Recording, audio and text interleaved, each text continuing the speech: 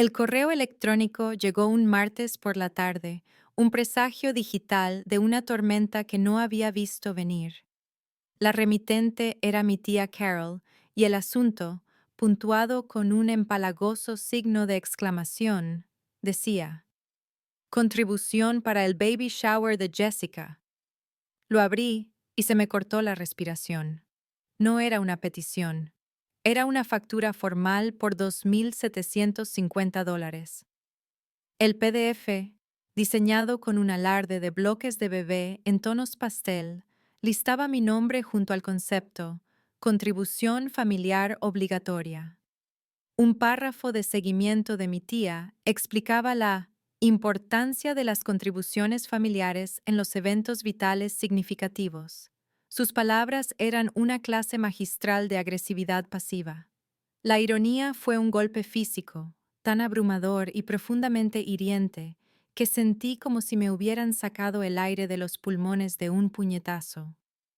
Hacía solo 6 meses, todos y cada uno de ellos, mis padres, la tía Carol, mi tío y la propia Jessica, se habían ausentado unánimemente de mi boda con mi pareja, Mark. Su excusa había sido una endeble emergencia familiar de último minuto, una mentira vaga y transparente que yo me había tragado con el sabor amargo de mis propias lágrimas, en el que debería haber sido el día más feliz de mi vida.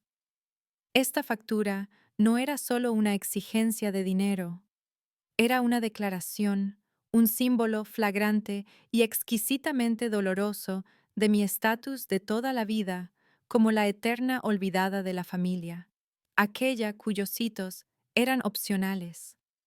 La herida en carne viva y sin cicatrizar de su abandono se abrió de par en par, pero esta vez la agonía familiar estaba siendo cauterizada por algo nuevo. El dolor se estaba cristalizando, endureciéndose hasta convertirse en una fría y latente rabia que se sentía menos como dolor y más como poder. Antes de continuar la historia, por favor suscríbete. Necesito llegar a 1,000 suscriptores para poder traerte historias como esta cada día. Para ti es solo un clic, pero para mí significa mucho. La factura era más que una simple exigencia de dinero. Fue un catalizador, un único y agudo punto de presión que fracturó la presa que contenía toda una vida de desaires. Un torrente de recuerdos dolorosos, los momentos definitorios de mi existencia dentro de la familia, regresaron de golpe, no como un montaje difuso, sino con la claridad abrasadora de heridas recién abiertas. De repente, volví a ser una niña, de pie en el umbral de la sala de estar, con mi boletín de notas lleno de sobresalientes en la mano, esperando un elogio que nunca llegó más allá de un superficial «Qué bien, querida».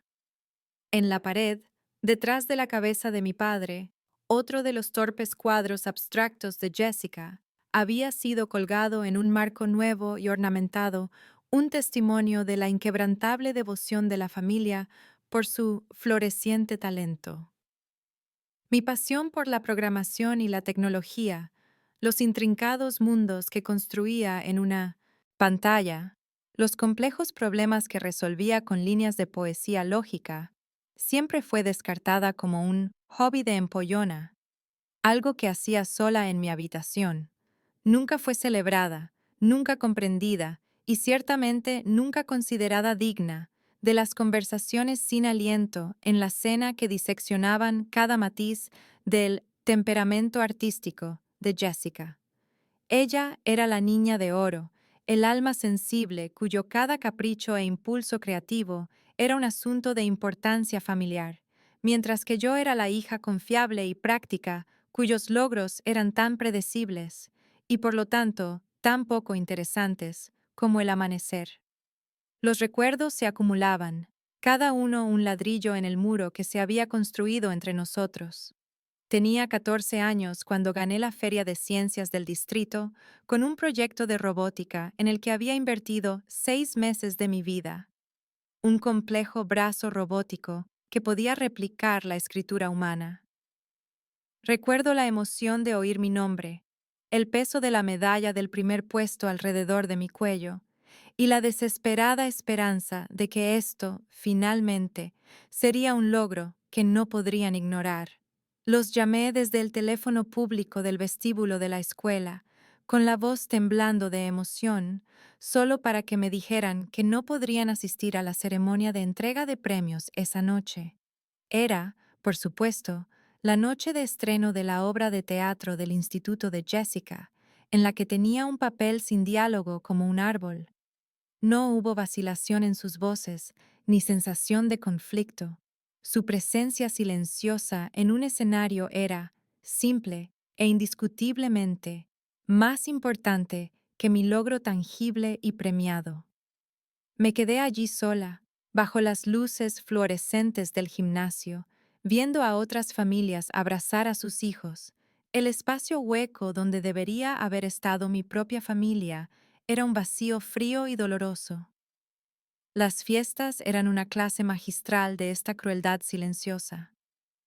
En acción de gracias, cuando mi tío inevitablemente preguntaba qué había de nuevo, mencionaba la prestigiosa beca académica que había ganado para la universidad, una beca completa que les ahorraría una fortuna a mis padres.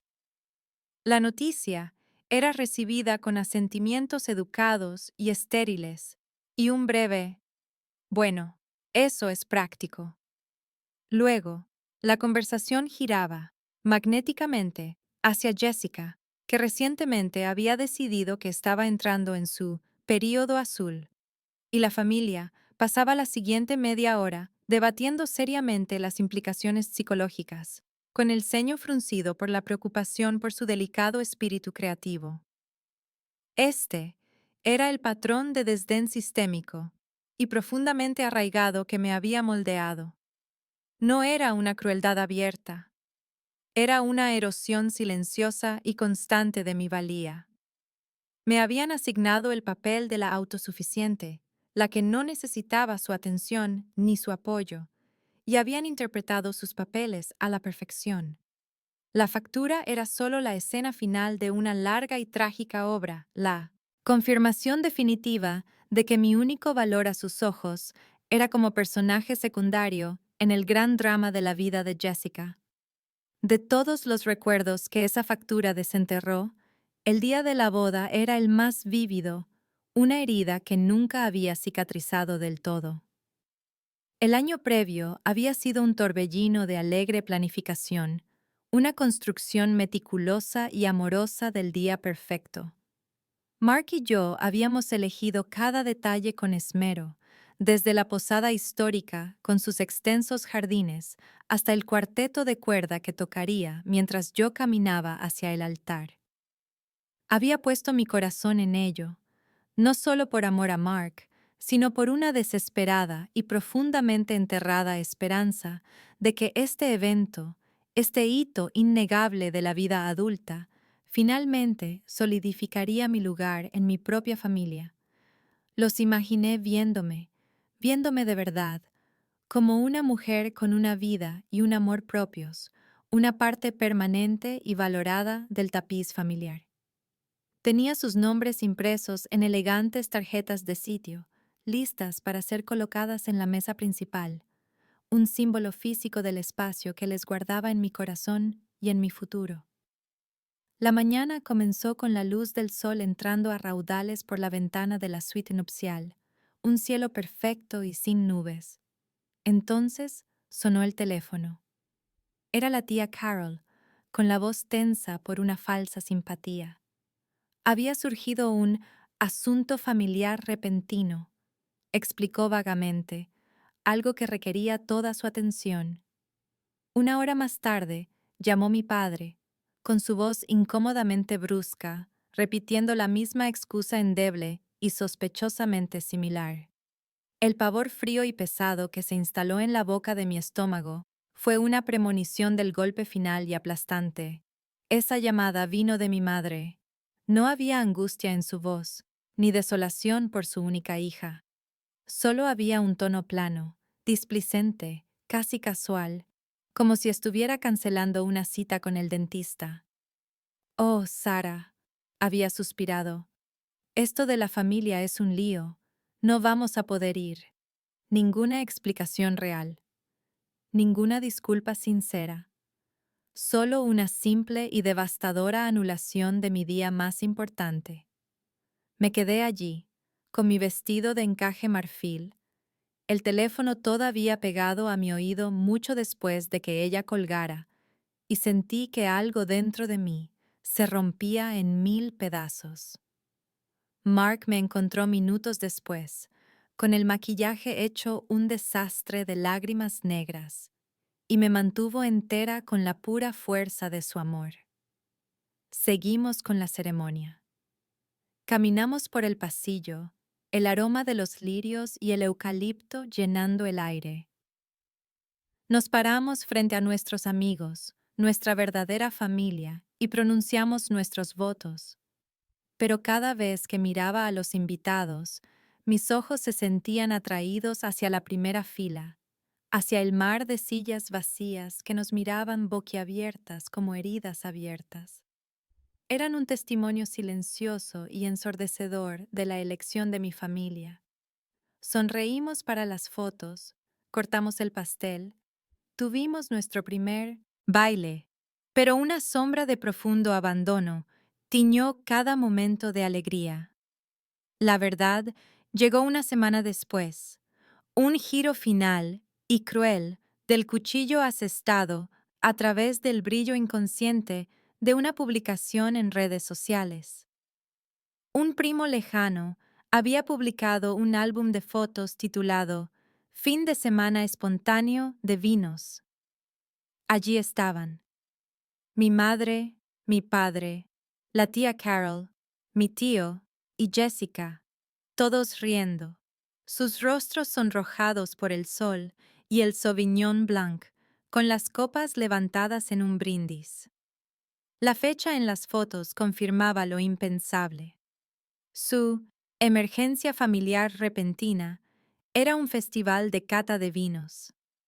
No habían estado lidiando con una crisis, habían estado en unas vacaciones ociosas y triviales.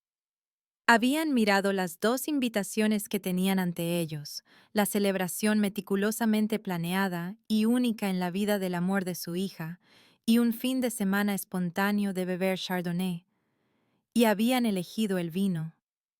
El dolor fresco de la factura, superpuesto a la agonía resucitada de la boda, creó una reacción química volátil dentro de mí. Los años de aceptación silenciosa, de tragarme el dolor para mantener la paz, se evaporaron en un destello de claridad incandescente. Esta vez no me quedaría callada. Mis dedos, firmes y deliberados, marcaron el número de la tía Carol. Respondió al segundo timbre, su voz resumando una dulzura sacarina que me crispó los nervios. Antes de que pudiera siquiera exponer mi propósito, se lanzó a una diatriba preventiva, una clase magistral de manipulación y abuso psicológico. Fue un monólogo sobre la santidad del deber familiar, la profunda importancia del altruismo al celebrar una nueva vida, una nueva rama en el árbol genealógico. Habló de cómo, en momentos como estos, todos teníamos que arrimar el hombro, y estaba muy contenta de que yo entendiera mi papel. La implicación era clara. Yo era un engranaje en la máquina familiar, y mi función era contribuir económicamente. Cuando finalmente hizo una pausa para respirar, hablé, mi voz baja y desprovista de la emoción que se agitaba en mis entrañas. Me enviaste una factura por $2,750, afirmé, dejando que la cifra flotara en el aire. Después de que tú, mis padres y mi propia prima se saltaran mi boda. El silencio al otro lado fue breve, pero pude sentirla reagrupándose, cambiando de táctica. La dulzura se agrió hasta convertirse en condescendencia. Oh, Sara, no seguirás dándole vueltas a eso, ¿verdad? Cloqueó. Esa fue una situación completamente diferente. Teníamos un asunto familiar que atender. Cuando le recordé que su asunto familiar era un festival de vino, Su voz se endureció. Una boda es una fiesta, una elección. Un nuevo bebé es un compromiso, un futuro. Honestamente, tus prioridades parecen estar sesgadas si no puedes ver la diferencia. Fue el desdén definitivo, una degradación casual del día más significativo de mi vida a una reunión social trivial. Me estaba diciendo, sin rodeos, que mi matrimonio era un evento menor que el embarazo de Jessica. Ese fue el momento en que el último hilo de esperanza de su aprobación al que me había aferrado finalmente se rompió. Sentí que una fría calma se apoderaba de mí mientras lanzaba su última amenaza apenas velada. Esta es tu oportunidad de demostrar que eres parte de esta familia, Sara. Si eliges no contribuir, no te sorprendas cuando te encuentres fuera. No tendremos sitio para gente tan desagradecida y egoísta. Las palabras estaban destinadas a doler, a activar mi miedo de toda la vida a ser excluida. Y dolieron, pero no de la manera que ella pretendía. No eran una amenaza, eran una aclaración. La llamada fue exasperante, una encapsulación perfecta de su dinámica tóxica, pero también fue un regalo. Solidificó mi resolución de una manera que nada más podría haberlo hecho. Al terminar la llamada, el viejo y familiar patrón de absorber el dolor, de cuestionar mis propios sentimientos, de preguntarme cómo podría recuperar su favor, había desaparecido. Fue reemplazado por una certeza tranquila e inquebrantable. La línea en la arena había sido trazada, no por su amenaza, sino por mi decisión. Mi búsqueda de su aprobación había terminado oficial e irrevocablemente. Colgué el teléfono, pero la conversación no había terminado. Era un eco vicioso en el repentino silencio de mi oficina, un cóctel tóxico de rabia y dolor agitándose en mis entrañas. Las palabras de mi tía se repetían en un bucle venenoso. Una situación completamente diferente. Tus prioridades parecen estar sesgadas, desagradecida y egoísta. Cada frase era una nueva punzada en un moratón que tenía décadas, el tipo de dolor profundo e interno que nunca sana por completo. La pura e impresionante injusticia de todo aquello amenazaba con tragarme entera. Me temblaban las manos, no de miedo, sino de una rabia cruda y primigenia que parecía capaz de alimentar una ciudad. Esto no era solo por una factura o una fiesta a la que no asistieron. Era por el trofeo de la Feria de Ciencias que acepté sola en un gimnasio cavernoso. Era por los boletines de notas con sobresalientes que se ganaron una palmadita distraída en la cabeza. Era por el mar de sillas vacías en mi boda, un monumento crudo y público a mi propia insignificancia. Era por una vida entera dedicada a orbitar dócil y silenciosamente un sol que nunca, jamás, estuvo destinado a brillar sobre mí. La frustración era una presencia física, una opresión en mi pecho, un grito atascado en mi garganta. Caminé por la habitación, un animal enjaulado por mi propia creación, atrapada durante años en el mismo viejo ciclo de actuar, suplicar, sufrir y perdonar.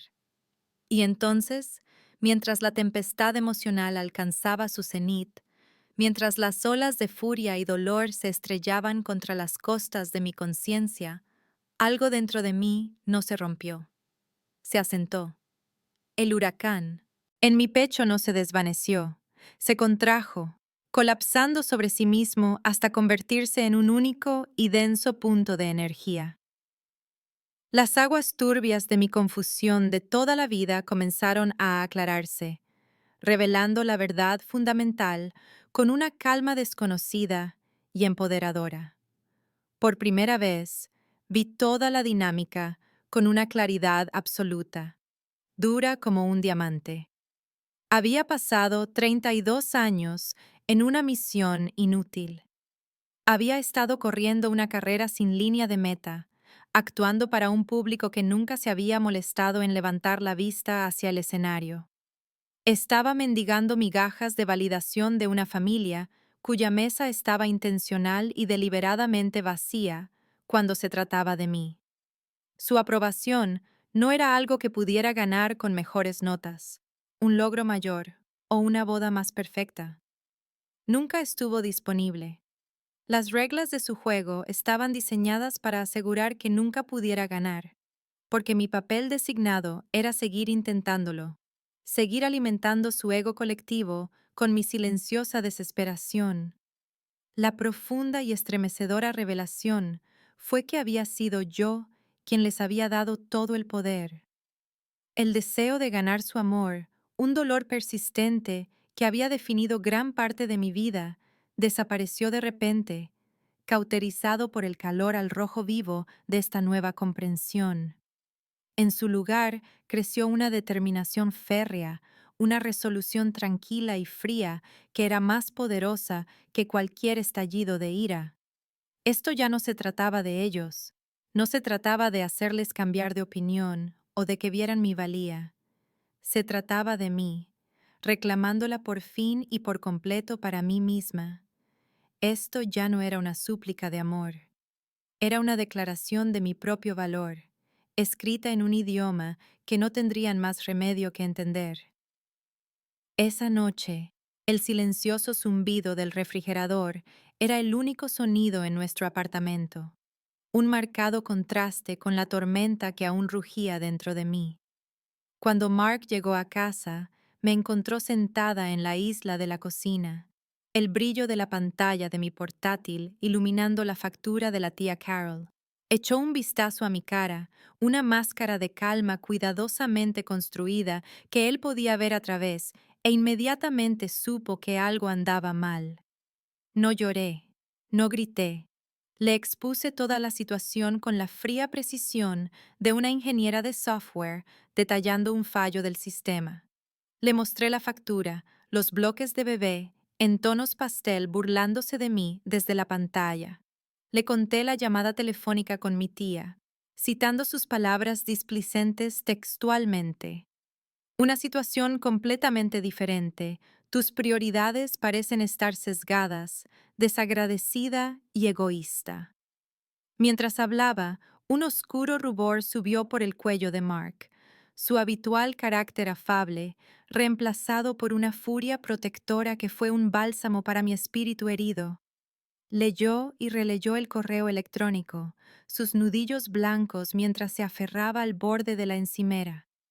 Esto no es solo una factura, Sarah, dijo, su voz un gruñido bajo. Esto es una cuenta por toda una vida de su negligencia. Es un impuesto por no ser Jessica. Su ira, tan pura y justa en mi nombre, fue la validación que había anhelado de mi familia durante 32 años. Él era mi roca, mi verdadera familia, y en sus ojos vi mi propio valor reflejado, sin mancha y absoluto. Su apoyo inquebrantable me dio el empujón final que necesitaba. Simplemente bórralo, dijo finalmente, su voz suavizándose mientras me abrazaba. Bloquea su número, bloquéalos a todos, y habremos terminado con esto. No los necesitamos. Hace un año, hace un mes, incluso esa misma mañana, habría estado de acuerdo. Cortar lazos habría parecido la única solución, pero algo había cambiado fundamentalmente dentro de mí. No, dije, y la palabra se sintió sólida, como una piedra en mi mano. Eso es lo que esperan que haga. Puedo pagarla y tragarme la humillación, o puedo desaparecer. Ambas opciones les permiten ganar. Ambas opciones les permiten continuar con su narrativa de que yo soy la difícil, la egoísta que simplemente se alejó.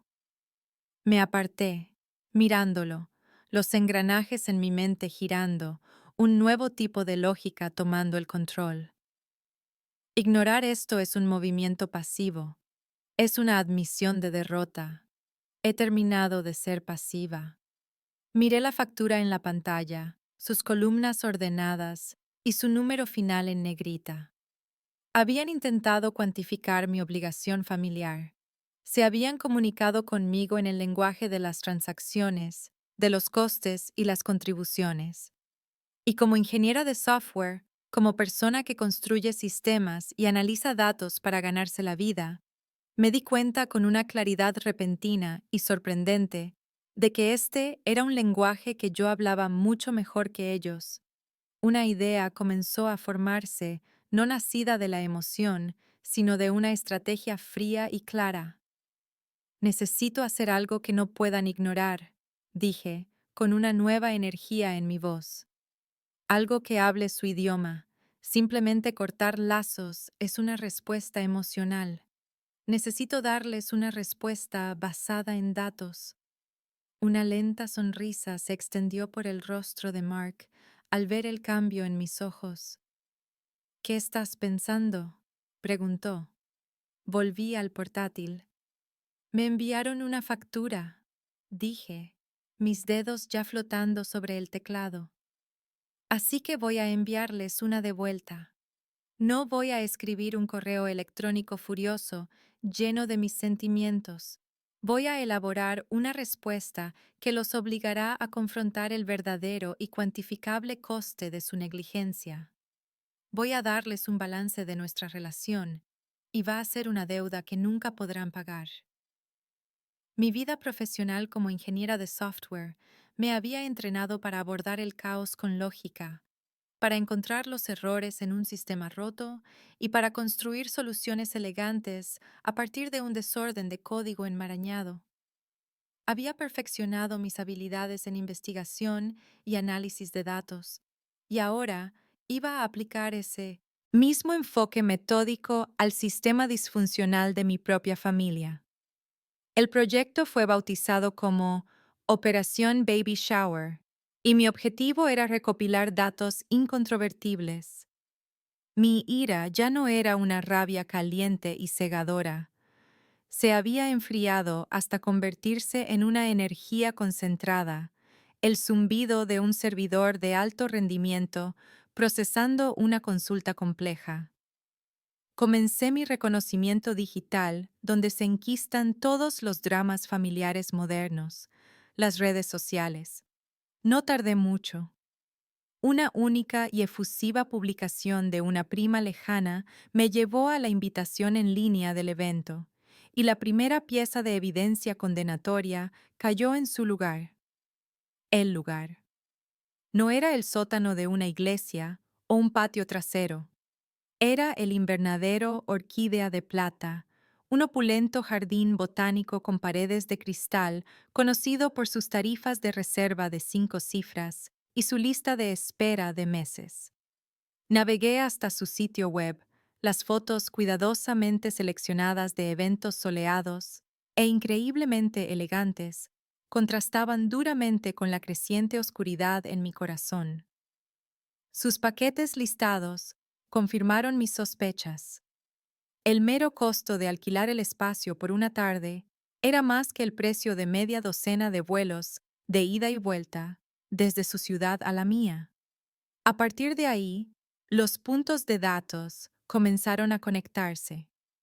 La sección de comentarios de la invitación era un tesoro de etiquetas de proveedores.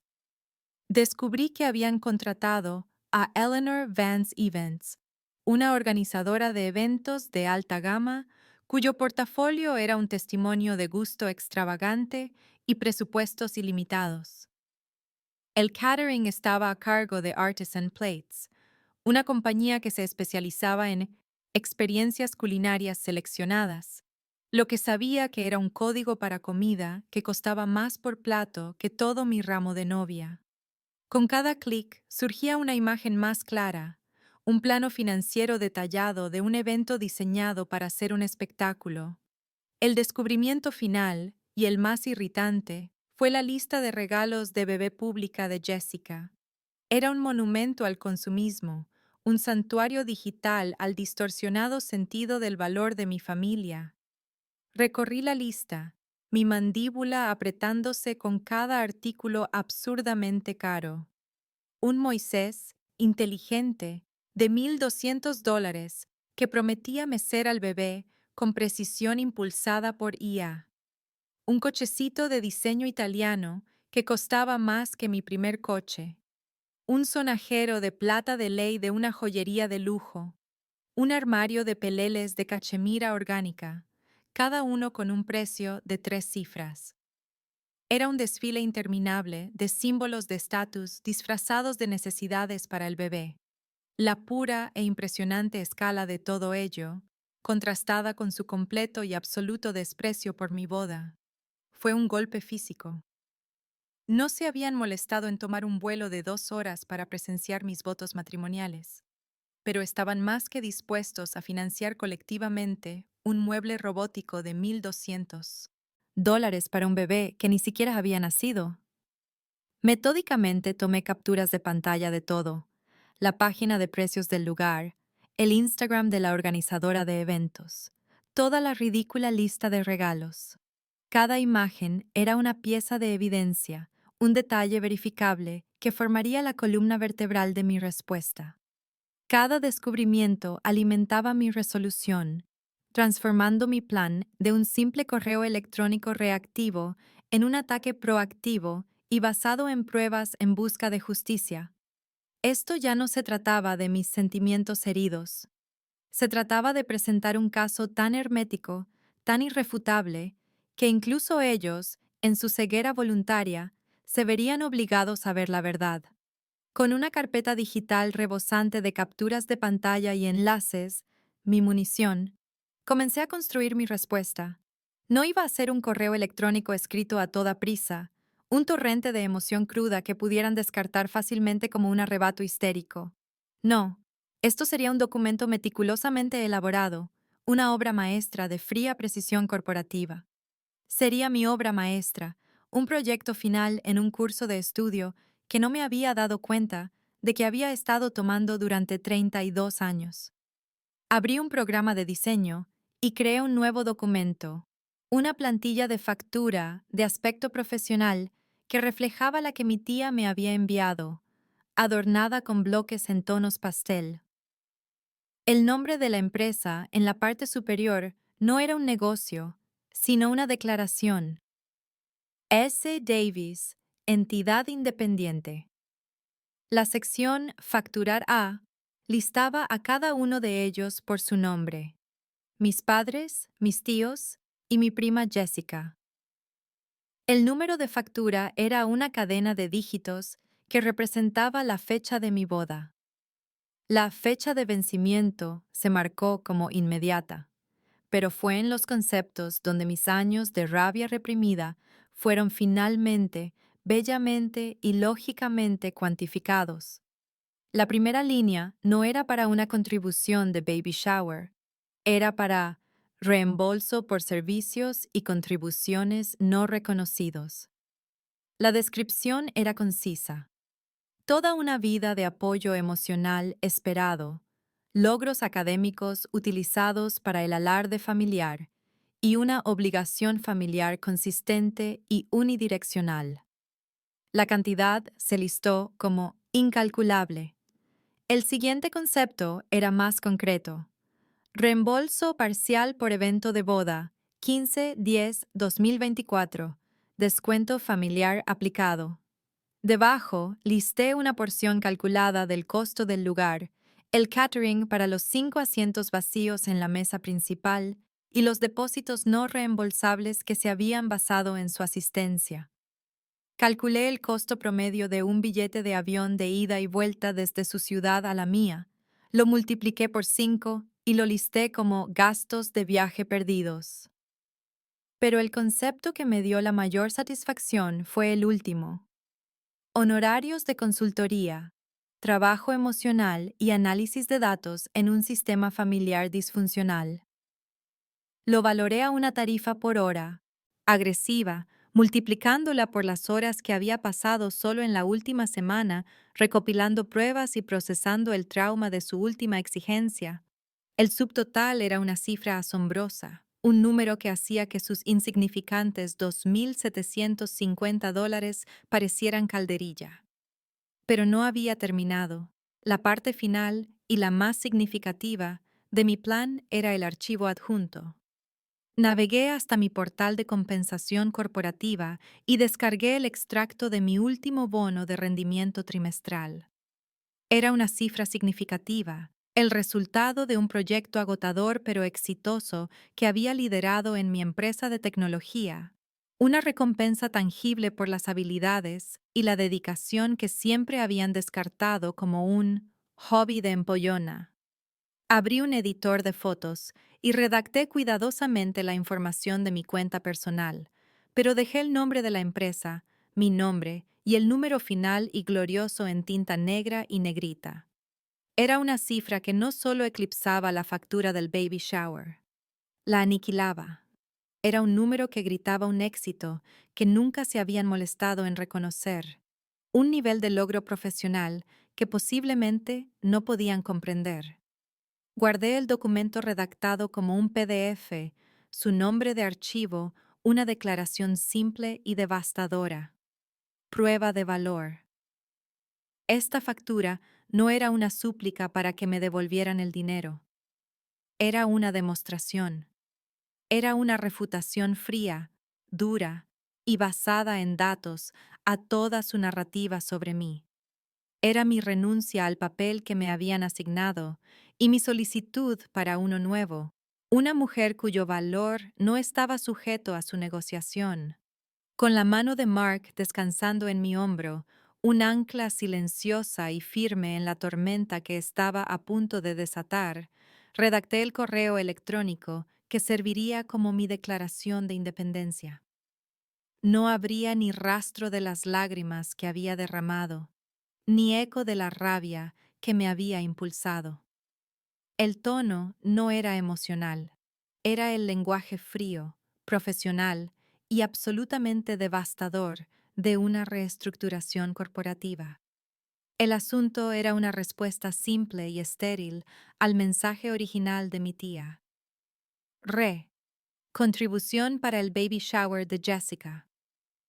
Lo dirigí a todos ellos, mis padres, mis tíos y Jessica, asegurándome de que nadie pudiera luego alegar ignorancia. La apertura fue desconcertantemente educada. Querida familia, comenzaba. Gracias por la factura de $2,750 recibida ayer. Escribo para rechazar formalmente este cargo y para cerrar nuestras cuentas pendientes. A partir de ahí, la cortesía terminó, reemplazada por un desmantelamiento sistemático y basado en pruebas de toda nuestra relación. Expuse la historia de su negligencia con la precisión desapasionada de un informe legal, citando ejemplos específicos e irrefutables.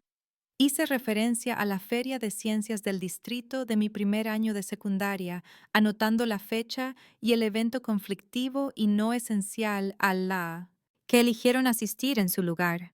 Mencioné las becas académicas que fueron recibidas con educada indiferencia, mientras que las fases artísticas de Jessica eran tratadas como asuntos de grave importancia familiar.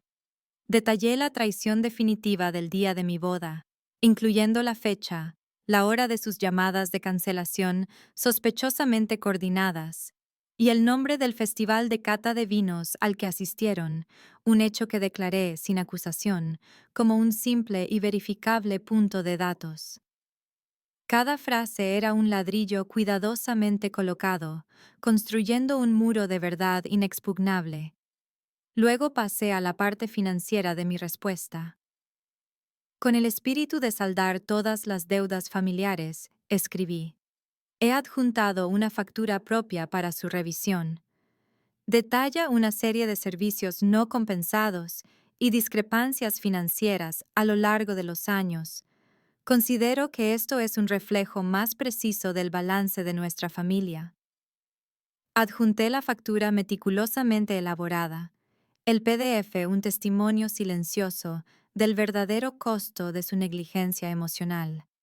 Luego, el golpe final. Además, continué, entiendo que mi contribución financiera es un asunto de gran importancia para ustedes. A tal efecto, También he adjuntado una copia redactada de un bono profesional reciente.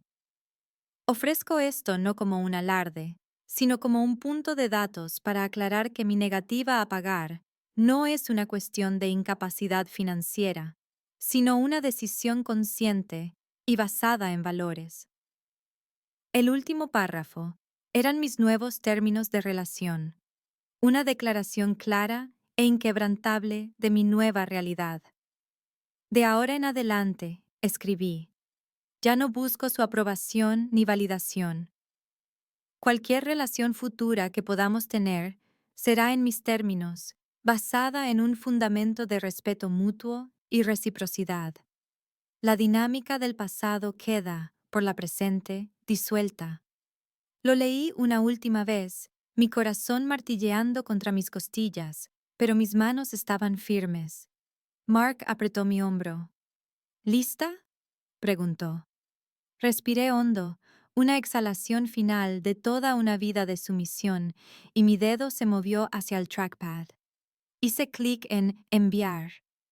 En el estéril silencio de nuestro apartamento, el suave silbido del correo saliente fue el sonido más fuerte que había oído en mi vida. Fue el sonido de cadenas rompiéndose. Fue el sonido de una puerta cerrándose de golpe al pasado.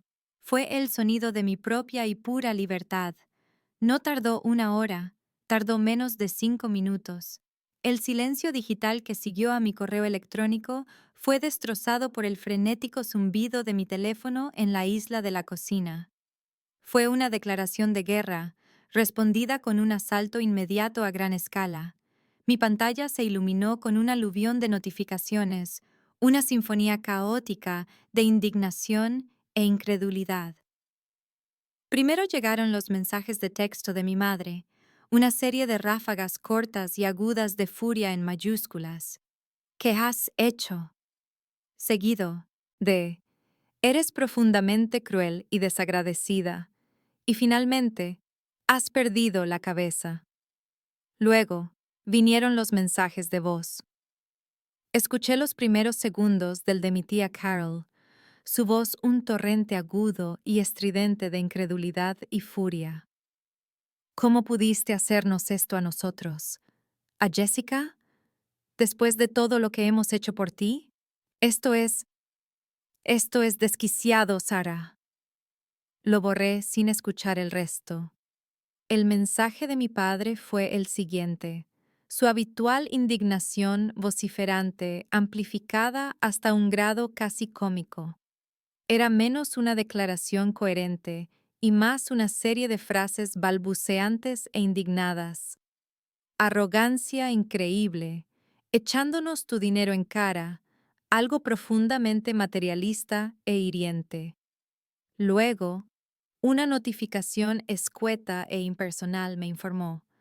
Sarah Davis fue eliminada de Diversión Familiar. Solo podía imaginar el chat grupal, un infierno de vitriolo digital, mi nombre siendo arrastrado por el fango, mis acciones diseccionadas y condenadas. El teléfono se silenció por un momento, el repentino silencio casi tan ensordecedor como el ataque anterior. Sentí una ola de frío aislamiento invadirme, la consecuencia predecible, pero aún dolorosa, de mi rebelión. Y entonces, en medio de los escombros, un único y silencioso ping. Era un nuevo mensaje de texto, de un número que no reconocí de inmediato. Era mi prima menor, Chloe, la que siempre se sentaba en silencio en las reuniones familiares, observándolo todo. El mensaje eran solo 3 palabras, seguidas de un pequeño emoji. Así se hace, chica. Fue un único alfilerazo de luz en la sofocante oscuridad. No fue una declaración de guerra ni una defensa apasionada. Fue un reconocimiento silencioso y privado desde detrás de las líneas enemigas. Fue una pequeña grieta en el frente monolítico de la familia, una señal de que no estaba completamente sola en mi evaluación de su dinámica tóxica. Fue la primera y crucial pieza de datos externos que sugería que no estaba, de hecho, desquiciada. Solo era la primera en decirlo en voz alta. Tras la explosión inicial de furia, se desplegó un tipo diferente de arma, un silencio ensordecedor y estratégico. Durante 3 días, mi teléfono permaneció inerte, un rectángulo negro y silencioso sobre la encimera. La ausencia de mensajes de texto y de voz furiosos fue, a su manera, más inquietante que el aluvión anterior. Era un rechazo coordinado, una confirmación silenciosa de que había sido excomulgada con éxito. Estaba a la deriva, flotando en un vacío creado por mí misma, y aunque una parte de mí sentía la liberación que había buscado, otra parte más pequeña sentía la punzada fría y familiar del aislamiento absoluto. Así que cuando mi teléfono finalmente sonó al cuarto día, mi corazón dio un vuelco en mi garganta. El nombre en la pantalla no era uno que hubiera esperado. Tío David, el hermano menor de mi padre. Era el silencioso de la familia, un ingeniero como yo, un hombre que generalmente observaba la teatralidad familiar desde una distancia segura y neutral. Me preparé para una reprimenda más tranquila, más lógica, pero igualmente condenatoria. Estaba equivocada. Contesté, mi voz un tentativo ¿Hola? La suya era baja y firme, sin la histeria ni la indignación de los demás. Sara, soy David. Yo vi el correo electrónico. Esperé, con la guardia todavía alta. Mira, suspiró, y fue un sonido cargado de un cansancio que parecía antiguo. Seré honesto contigo. Me quedé en shock. Fue una bomba nuclear táctica, eso es lo que fue. Pero, y necesito que escuches esto, no me sorprendió por qué lo hiciste. Las palabras quedaron suspendidas en el aire, y sentí la primera grieta en mi armadura de ira justiciera. Nunca hemos sido justos contigo, Sarah, continuó, su voz teñida de una vergüenza que nunca antes había oído en nadie de mi familia. Ni una sola vez.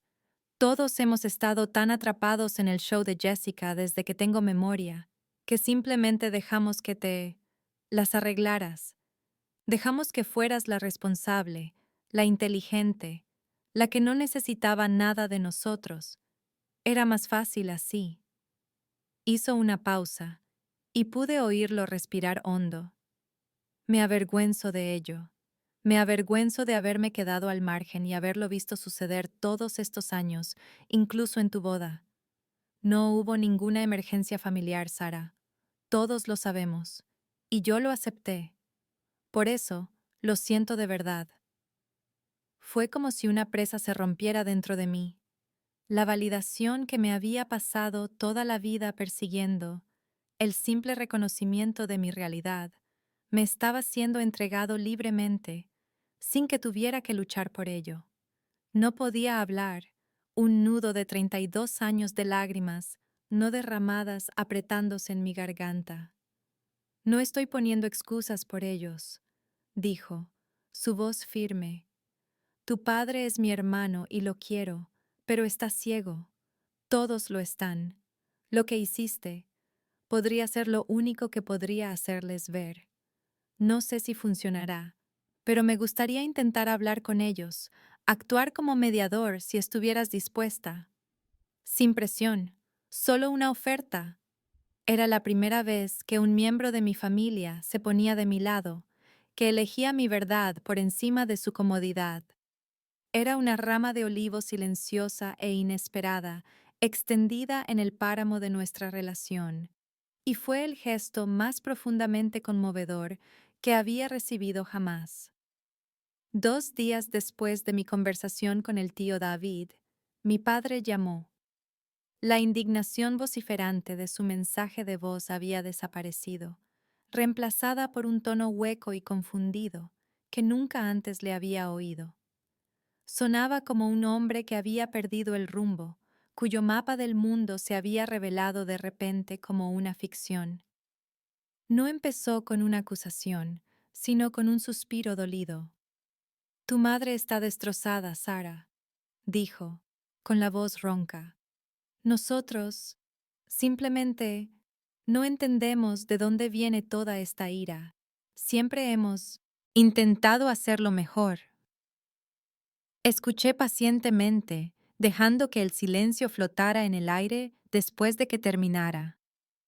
Mi antiguo yo se habría apresurado a llenarlo, a calmar su confusión, a responsabilizarse de sus sentimientos. Mi nuevo yo esperó. No es solo ira, papá, dije finalmente, mi voz tranquila y serena, desprovista de la emoción que una vez me había gobernado. Son 32 años de datos acumulados. La factura fue solo la última entrada en el libro de cuentas. Parecía desconcertado por el término. ¿Datos? ¿De qué estás hablando? Esto es familia, no uno de tus proyectos de ordenador. Esta fue su primera defensa vacilante, un intento de retirarse al terreno familiar, de desestimar mi mundo. No se lo permití. En la Feria de Ciencias del Distrito en 2006, tú y mamá fuisteis a la obra de Jessica en su lugar. Afirmé, no como una acusación, sino como un hecho. Cuando obtuve una beca académica completa para la universidad, pasamos la cena de Acción de Gracias hablando de la nueva clase de cerámica de Jessica. Cuando me casé, fuisteis a un festival de vino. Estos no son sentimientos, papá. Son puntos de datos. Son acciones que crearon un patrón, un sistema. Mi correo electrónico fue simplemente el análisis de ese sistema. Casi podía oírlo luchando por procesar esto, por encajarlo en su narrativa. Era un hombre que operaba con emociones amplias e indefinidas y acuerdos tácitos. Mi lógica era un idioma extranjero para él. Y ese extracto del bono, tartamudeó, la vergüenza en su voz palpable. ¿Para qué fue eso? ¿Para hacernos sentir pequeños? ¿Para echarnos tu dinero en cara? Me enviaste una cuenta, respondí, mi voz todavía tranquila, todavía firme. Hiciste que nuestra relación se tratara de dinero. Le pusiste un valor monetario específico a mi obligación familiar. Simplemente respondí con un estado financiero más completo. No se trataba de hacerte sentir pequeño. Se trataba de hacerte ver una realidad que has ignorado constantemente. La línea se silenció. No fue el silencio furioso y castigador de mi madre o mi tía. Fue el silencio vacío y resonante de un hombre sin guión. Por primera vez en su vida, se veía obligado a confrontar su propio comportamiento sin el amortiguador del consenso familiar, sin mi madre y mi tía allí para formar un coro de acuerdo. Estaba solo con mis palabras, y mis palabras estaban respaldadas por la verdad innegable de sus propias acciones. Cuando finalmente volvió a hablar, su voz era pequeña, casi un murmullo. Bueno, supongo que no lo vi de esa manera. Se aclaró la garganta. Lo siento, si te sentiste herida. Fue una disculpa torpe e inadecuada, la clásica no disculpa de una persona que aún no está lista para asumir toda la responsabilidad. Sentía mis sentimientos, no sus acciones. No era suficiente. Pero mientras estaba allí, mirando por la ventana el horizonte de la ciudad, di cuenta con una claridad sorprendente de que, por primera vez, era un comienzo. La conversación con mi padre dejó un silencio extraño e inquietante a su paso. No era el silencio hostil y castigador de los primeros días, sino algo más complejo. La inquietante calma en el ojo de un huracán. Había arrojado una roca al estanque plácido y estancado de nuestra familia, y ahora, Solo podía esperar y ver cómo se extendían las ondas. No tuve que esperar mucho. Mi teléfono, que se había convertido en un barómetro del clima emocional de la familia, vibró con una llamada del tío David. Su voz era tensa, pero había en ella una energía nueva y resuelta. El cisma es oficial, dijo, sin ningún preámbulo. No solo arrojaste una piedra, Sara, hiciste estallar la presa. Continuó describiendo una familia en estado de guerra civil abierta. Mi correo electrónico, seguido de las conversaciones posteriores suyas y de mi padre, había actuado como un detonador, enviando ondas de choque a toda la red extendida de parientes. El frente monolítico, una vez sólido, se había hecho añicos, y las facciones estaban cavando sus trincheras. Por un lado estaban los de la línea dura, mi tía Carol y mi madre. Según David, estaban apoplécticas, redoblando su narrativa con la ferocidad de un animal acorralado. Ya no era solo desagradecida o egoísta, ahora era maliciosa, calculadora, y estaba tratando activamente de